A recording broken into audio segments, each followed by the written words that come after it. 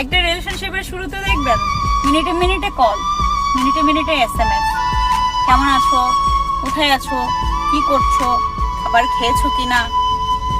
আপনি যখন বলবেন না খাবার খাইনি, তখন সে বলবে দেরিতে খাবার খেলে শরীর অসুস্থ করবে। তেমনই এত কেয়ারিং করবে ভাই, আপনার কাছে মনে হবে আপনার লাইফে এমন কেয়ারিং আর কেউ করেনি।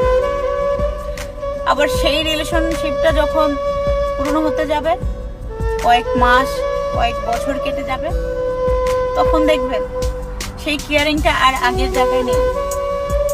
আপনি তাকে যখন ফোন বা SMS করবেন, বলবে পরে কথা বলছি, SMS এর রিপ্লাইটা আর সাথে সাথে আসতেছে না, বলবে ব্যস্ত ছিলাম, একটা কাজ ছিল, অনেক বিজি ছিলাম। আপনার কাছে তার ব্যস্ততার মুহূর্তটাই তুলে ধরবে, আগের মতো সেই কেয়ারিং এর জায়গাটা আর থাকবে না আপনার কাছে। যে রিলেশনশিপে আস্তে আস্তে কেয়ারিং কমতে থাকে, ভালোবাসার টান কমতে থাকে, আসলে সেটা ভালোবাসা না, সেটা আপনার জন্য সঠিক ভালোবাসা ছিল না, সঠিক ভালোবাসা না।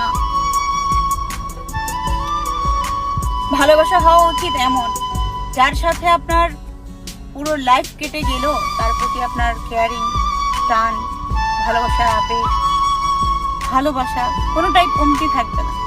সেটাই হচ্ছে উপযুক্ত ভালোবাসা, সঠিক ভালোবাসা। আজকের দিনের ভালোবাসা টিভি সিরিয়ালের মতো, মিনিটে মিনিটে চেঞ্জ হয়ে যায়। ভালোবাসা যদি বাঁচতেই হয়, ভালোবাসার মতো করে